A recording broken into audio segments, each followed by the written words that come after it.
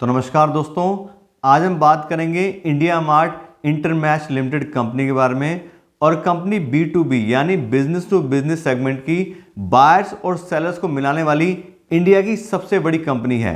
Company अपने segment की number 1 company है। काफ़ी अच्छी पोजीशन मार्केट में कंपनी होल्ड करती है। और आज की इस वीडियो में इसी कंपनी का फंडामेंटल एनालिसिस करेंगे और देखेंगे कि एज एन इन्वेस्टर आज की डेट में क्या हमें इस कंपनी में इन्वेस्ट करना चाहिए या नहीं। इसके साथ हम कंपनी के फाइनेंशियल्स भी चेक करेंगे कि आज की डेट में कंपनी के रिवेन्यू और प्रॉफिट्स कैसे चल रहे हैं। उसके बाद हम कंपनी की वैल्यूएशन करेंगे कि आज की डेट में कंपनी में किस प्राइस में मिल रही है, कि क्या कंपनी अंडर वैल्यूड है या फिर ओवर वैल्यूड है। दोस्तों, अगर हम बात करें इंडिया मार्ट की, तो इंडिया मार्ट .com के नाम से अपना एक डिजिटल प्लेटफॉर्म या हम कहें तो डिजिटल वेबसाइट चलाती है। और उसके ऊपर जो भी सेलर्स अपना माल बेचना चाहते हैं वो उसको लिस्ट करते हैं और बायर्स वहां जाके उस प्रोडक्ट्स को सर्च करके बाय कर सकते हैं। अगर हम बात करें एग्जांपल की, तो जैसे अमेजन और फ्लिपकार्ट है, उसी तरह से इंडिया मार्ट .com भी है। लेकिन अमेजन और फ्लिपकार्ट पे क्या होता है, वहां पे एंड यूजर या जो कस्टमर जो उस प्रोडक्ट को फिनिश प्रोडक्ट की तरह यूज करना चाह रहे हैं वो उसको परचेज करते हैं। ये वेबसाइट कैसी है, ये B2B यानी कि बिजनेस टू बिजनेस की है। यहां पे कोई अपना रॉ मटेरियल अगर खरीदना चाहते हैं लोग उसको खरीद सकते हैं, या जो इंटरमीडिएट प्रोडक्ट होते हैं जिनसे बाद में फिनिश गुड्स बनाए जाते हैं वो प्रोडक्ट इंडिया मार्ट के थ्रू बिकते हैं। और यहाँ पे ज़्यादातर जो सेलर्स या बायर्स होते हैं ये बल्क डील में यानी कि होलसेल परचेज यहाँ पे ज़्यादातर होती है। तो वहाँ पे जिसको भी अपना माल बेचना है, कोई मान लीजिए कोई मैन्युफैक्चरर है, तो अपने जो भी प्रोडक्ट है वो उसको लिस्ट कर देते हैं और बायर्स वहाँ जाके उनको सर्च करके और कंपैरिजन करके कौन सा सस्ता दे रहा है, कौन सा महंगा मिल रहा है, वहाँ से फिर उसको वो परचेज कर सकते हैं। ये काम मेनली इंडिया मार्ट करती है। इसके लिए हम बात की तो कंपनी की पूरे पैन इंडिया में प्रेजेंस है।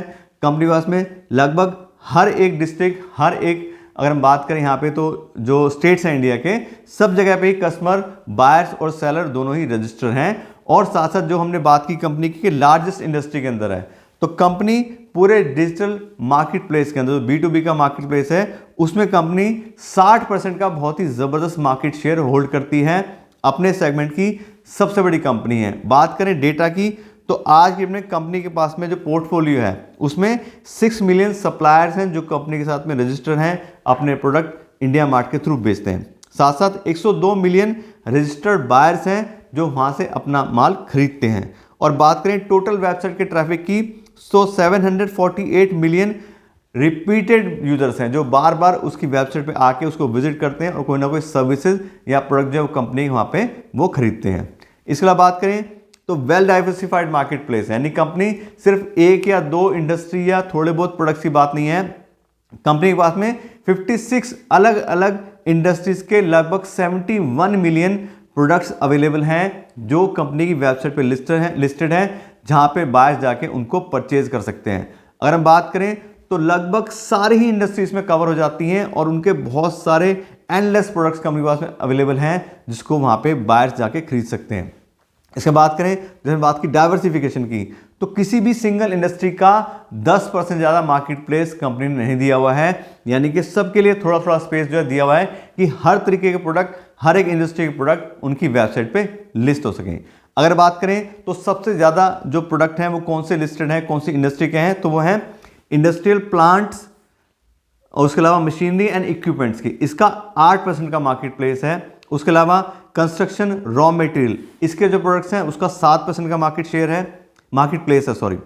क्लोथिंग और गारमेंट, इसका 6% का मार्केट प्लेस है।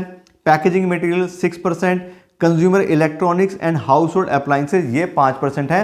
और बाकी जो बचता है मार्केट प्लेस उसमें बाकी सारी इंडस्ट्रीज के अलग अलग प्रोडक्ट हैं। तो काफ़ी डाइवर्सिफाइड पोर्टफोलियो कंपनी ने अपनी सारी वेबसाइट बनाया हुआ है और हर तरीके के कस्टमर को कैटर करने की कोशिश कंपनी कर रही है।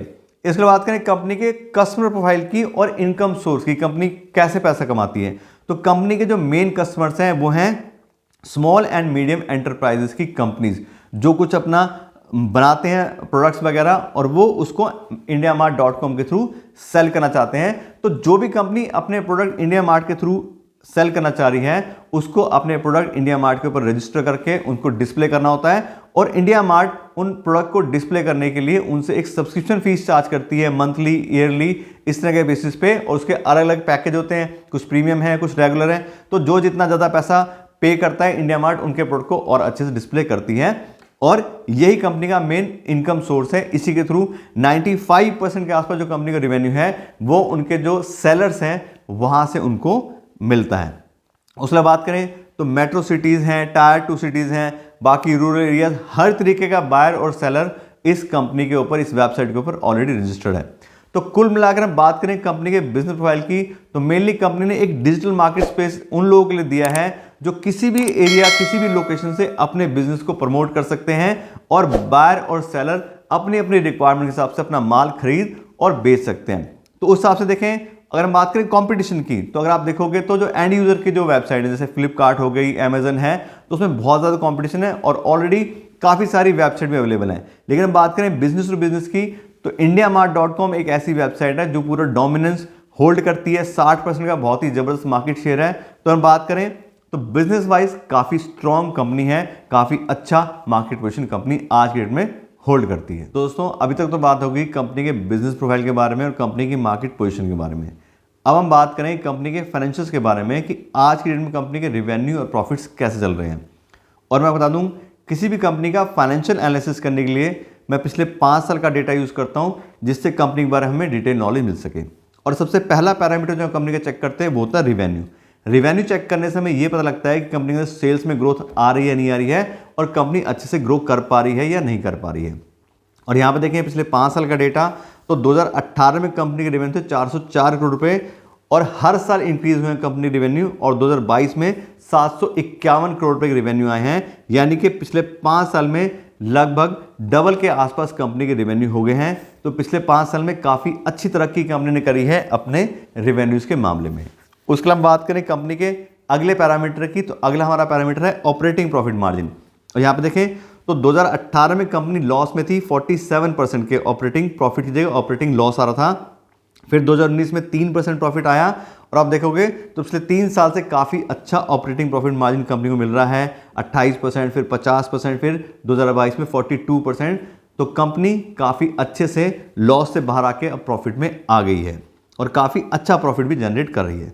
उसके बात करें कंपनी के नेट प्रॉफिट की, तो नेट प्रॉफिट में देखें तो 2018 में 72 करोड़ रुपये का लॉस था, लेकिन आज की डेट में 2022 के अंदर कंपनी को 310 करोड़ रुपये का प्रॉफिट हुआ है। कंपनी ने अपने रेवेन्यू के साथ साथ अपने प्रॉफिट को भी बहुत ही अच्छे तरीके से यहाँ पे देखें तो इंक्रीज करा है। तो बहुत ही अच्छी ग्रोथ पिछले 5 साल में कंपनी में आई है। उसके बाद करें अगले पैरामीटर की, तो अगला हमारा पैरामीटर है फ्री कैश फ्लो। और फ्री कैश फ्लो की बात करें तो ये वो पैसा आता है जो कंपनी की असली कमाई होती है, जो कंपनी सारा खर्चा करने के बाद में कंपनी को पैसा बचता है, उसको हम बोलते हैं फ्री कैश फ्लो। और यहाँ देखें तो पिछले 5 साल से लगातार हर साल कंपनी को फ्री कैश फ्लो अवेलेबल हुआ है, और ये काफ़ी अच्छा साइन है कि सारे खर्चे कंपनी करने के बाद भी कंपनी को पैसा अवेलेबल है और कंपनी प्रॉफिटेबिलिटी भी मेंटेन कर रही है। उसके बात करें अगले पैरामीटर की, तो अगला हमारा पैरामीटर है डिविडेंड पे आउट परसेंटेज। और यहाँ पे देखें तो 2018-19 में 0%, फिर 20%, फिर 16% और 2022 में 2%। तो कुल मिलाकर देखें तो बहुत ज़्यादा डिविडेंड देने वाली कंपनी ये नहीं है, थोड़ा बहुत ही डिविडेंड कंपनी ने पिछले 5 साल में अपने इन्वेस्टर्स को दिया है। इसके बाद करें अगले पैरामीटर की, तो अगला हमारा पैरामीटर है डेट बाय इक्विटी रेशो। और यहाँ पे देखें तो कंपनी का डेट बाय इक्विटी रेशो है 0.03, यानी कि लगभग 0 के आसपास ही कंपनी का डेट बाय इक्विटी रेशो है। कंपनी ने कोई डेट नहीं लिया हुआ है, इसका मतलब कोई भी कंपनी को इंटरेस्ट का बर्डन नहीं आने वाला है, और ना ही कंपनी को पैसा वापस करने की दिक्कत आएगी कि बिजनेस से निकाल के पैसा उनको डेट का वापस करना है। तो डेट वाइज भी काफ़ी अच्छी पोजीशन में कंपनी है। उसके बाद करें अगले पैरामीटर की, तो अगला हमारा पैरामीटर है जिस पे हम कंपनी को चेक करते हैं, होता है रिटर्न ऑन इक्विटी। और यहाँ पे देखें तो लास्ट ईयर का कंपनी का रिटर्न ऑन इक्विटी आ रहा है 18% का, और पिछले 3 साल का एवरेज देखें तो आ रहा है 29% का। और आपको बता दें 15% या उससे ज़्यादा अगर किसी भी कंपनी का रिटर्न ऑन इक्विटी होता है उसको काफ़ी अच्छी कंपनी माना जाता है। यहाँ पे देखें तो पिछले साल का 18% और पिछले 3 साल का 29%। तो काफ़ी अच्छे से कंपनी अपने जो इक्विटी लोगों से लिया हुआ है, जो पैसा इन्वेस्टेड है कंपनी में, उसके ऊपर अच्छे से रिटर्न यहाँ पे जनरेट कर पा रही है। तो कुल मिलाकर हम सारे पैरामीटर कंपनी के जैसे चेक करें हैं, तो कंपनी के पिछले 5 साल में कंपनी के रेवेन्यू में काफ़ी अच्छी ग्रोथ आई है, प्रॉफिट भी काफ़ी अच्छे से इंक्रीज हुआ है, हर साल फ्री कैश फ्लो अवेलेबल है, कोई खास डेट कंपनी के पास में नहीं है। तो कुल मिलाकर हम बिल्कुल क्लियरली कह सकते हैं कि आज के डेट में काफ़ी अच्छे फाइनेंशियल कंपनी ये होल्ड करती है। और दोस्तों अब हम बात करें कंपनी की वैल्यूएशन की कि आज की कंपनी में किस प्राइस पे मिल रही है, कि क्या कंपनी अंडर वैल्यूड है या फिर ओवर वैल्यूड है।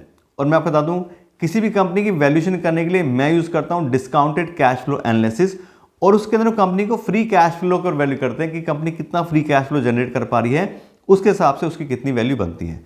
और यहाँ पे देखें पिछले 3 साल का कंपनी का फ्री कैश फ्लो, तो 2020 में कंपनी के पास था 256 करोड़ रुपए, 2021 में 322 करोड़ रुपए और 2022 के अंदर 398 करोड़ रुपीस।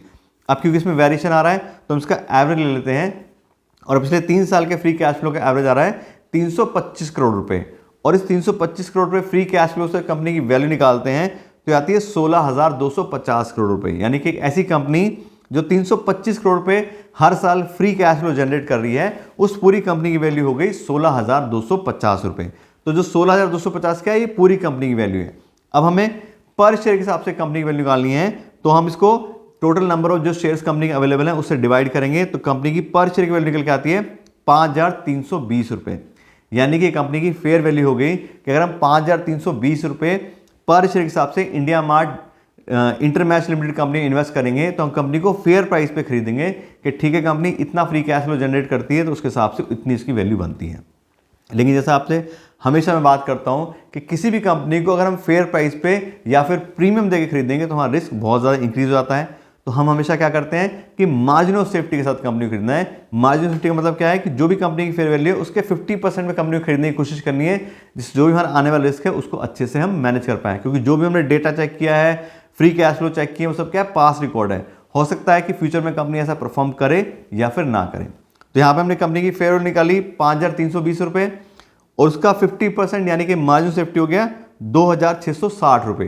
तो अगर हम 2,660 रुपए पर शेयर के हिसाब से indiamart.com या India Mart Intermesh limited company में इन्वेस्ट करेंगे तो कंपनी को काफ़ी अच्छे प्राइस पे खरीदेंगे, और जो भी हमारे आने वाले रिस्क हैं उसको अच्छे से मैनेज कर पाएंगे। तो ये तो होगी हमारी बात कि हमें कौन सा प्राइस ठीक लग रहा है कंपनी में इन्वेस्ट करने के लिए। अब हम बात करते हैं कंपनी की करंट शेयर प्राइस की, कि आज की डेट में कंपनी में एक्चुअली किस प्राइस पे अवेलेबल हो रही है। यहाँ पे देखें तो आज की डेट में कंपनी का शेयर प्राइस आ रहा है 4,403 रुपए का। तो जब हमने कंपनी की फेयर वैल्यू निकाली थी 5,320, उससे थोड़ा कंपनी कम है, लेकिन पूरी मार्जिन सेफ्टी अवेलेबल नहीं है। अगर हम बात करें परसेंटेज में तो कंपनी अपनी फेयर वैल्यू के 80% में मिल रही है, 80% पे 20% का हमें मार्जिन सेफ्टी या डिस्काउंट हमें मिल रहा है, लेकिन जो हम चाह रहे हैं 50%, उतना मार्जिन सेफ्टी अभी आज की डेट में अवेलेबल नहीं है। कंपनी थोड़ी सी अभी जो है फेयर वैल्यू के आसपास चल रही है, पूरा मार्जिन सेफ्टी पे अवेलेबल नहीं है। तो अब हम क्या करें इसके अंदर। अब बात ये आती है कि क्योंकि हम तो मार्जिन सेफ्टी से इन्वेस्ट करेंगे तभी हमें फायदा है, अदरवाइज हमारा रिस्क इंक्रीज हो जाएगा। तो अभी हमें क्या करना है, अभी हमने कंपनी का डिटेल चेक कर ली, कंपनी के फाइनेंशियल अच्छे हैं, कंपनी का बिजनेस भी ठीक है। तो आज की डेट में अभी हम इस कंपनी को अपनी वॉच लिस्ट में रखेंगे, और जब कंपनी का प्राइस हमारे डिजायर्ड प्राइस के आसपास आएगा तब हम इस कंपनी को परचेज कर सकते हैं। और अगर ज़्यादा टाइम लग रहा है या हमें लग रहा है कि प्राइस पता नहीं कब आएगा नहीं आएगा, तो और बहुत सारी कंपनीज अवेलेबल हैं, उनमें इन्वेस्ट करके भी हम अपना अच्छे से पैसा कमा सकते हैं जो अंडर वैल्यूड कंपनीज हैं। लेकिन अगर हम ओवर वैल्यूड या फेयरली वैल्यूड कंपनी में पैसा इन्वेस्ट करेंगे तो बहुत ज़्यादा रिस्क हमारा इंक्रीज हो जाता है। लेकिन कुल मिला के देखें तो कंपनी बहुत अच्छी है, कंपनी का बिजनेस मॉडल काफ़ी अच्छा है, कंपनी आज की डेट में प्रॉफिट भी काफ़ी अच्छे से जनरेट कर रही है, सब चीज़ें बढ़िया हैं। बस हमें थोड़ा सा कंपनी के अच्छे प्राइस का यानी कि सही प्राइस आने का वेट करना है, और फिर हम इस कंपनी में आराम से इन्वेस्ट कर सकते हैं। लेकिन जैसे मैं कहता हूं हमेशा कि मेरी तरफ से कोई रिकमेंडेशन नहीं है कि आपको इस कंपनी में इन्वेस्ट करना ही करना है। आप अच्छे से और रिसर्च कीजिए, कोई और पॉइंट हो सकता है कंपनी का हमसे रह गया उसको देखिए, और फिर आप डिसाइड कीजिए कि आपको कंपनी से जाना है या नहीं जाना है। तो आज के लिए इतना रखते हैं। Thank you so much.